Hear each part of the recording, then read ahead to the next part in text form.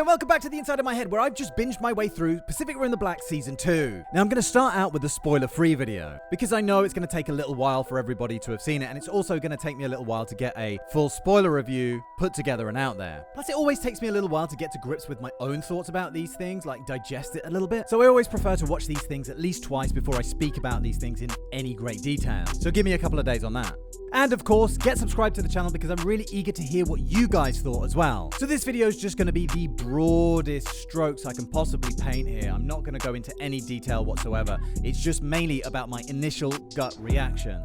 And it is quite mixed feelings. On one hand, I find it fucking amazing. On an emotional level at least, it's brilliant. They really play with your attachments to these characters and kind of really emotionally put you through the ringer. Like now I really feel like I've emotionally taken a beating. I think there's a helpline you can call for that. Ha ha ha, funnies. But then at the same time, I'm a little bit disappointed because the thing that I actually came here for, you know, badass new Jaegers fighting badass new kaiju, it's a little light on that. And that's mainly rooted in the fact that Atlas is still a training Jaeger. And even though he has got his saber arm upgrade and the kids have become better pilots, he's still not really able to hold its own against most of these kaiju. So as we know from the trailer, there is the return of the old favorite, Trespasser. And it is used in an interesting new way, which is pretty cool. But then when it's called into action, that's a little bit of a letdown too. I mean, I wasn't expecting, you know, fireworks from this guy. I wasn't expecting him to come back and be the most powerful kaiju ever created. You know, I wasn't expecting that. I mean, personally, I never thought we were seeing this kaiju ever again. So I'm pumped that it was in there at all. But at the same time,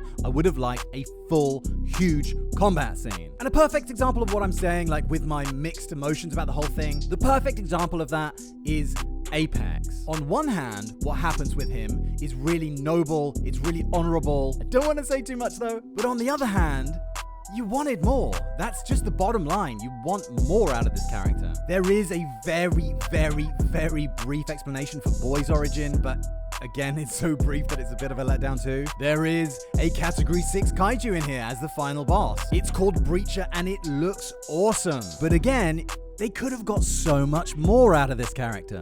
And I know exactly how they could have done that. You know, the answer is glaringly obvious, but I can't really tell you here as that would be spoilers, so I need to leave that for the next video. So to reiterate, and I'm sorry if this is repeating, but this show initially leaves you with this feeling that it's amazing. All of the character stuff is brilliant, and don't get me wrong, that's important, you know, that is important. That might be the most important thing of any movie or TV show. So there, it definitely delivers. But if you're a kaiju or a mecha fan, it kind of lets you down everywhere that actually mattered. And it's not like there are no fights in there. You know, there are a few. But one way or another, it always left me wanting. So just based on my initial gut reaction, I would say that this is a really good story. I came off the back of this thing really liking all of the characters. There is one annoying bit where Taylor does something. Do you remember in season 1 where Haley skipped the tutorial and thought she could pilot the Jaeger without even learning anything? Well, Taylor does something almost equally as annoying. It's not quite as annoying, and I understand his logic for it more, but there's one thing that he does in the early apps which make you go like, oh my god, man, really?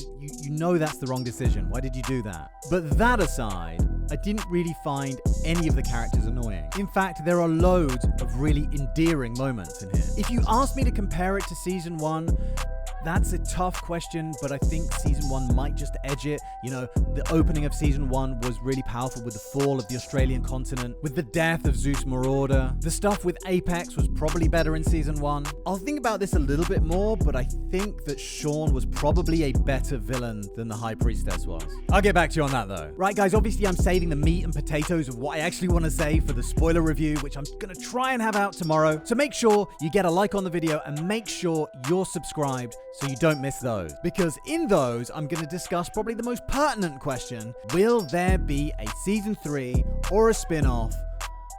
Or is this the end of Pacific Rim? No, fuck no, we won't let it die.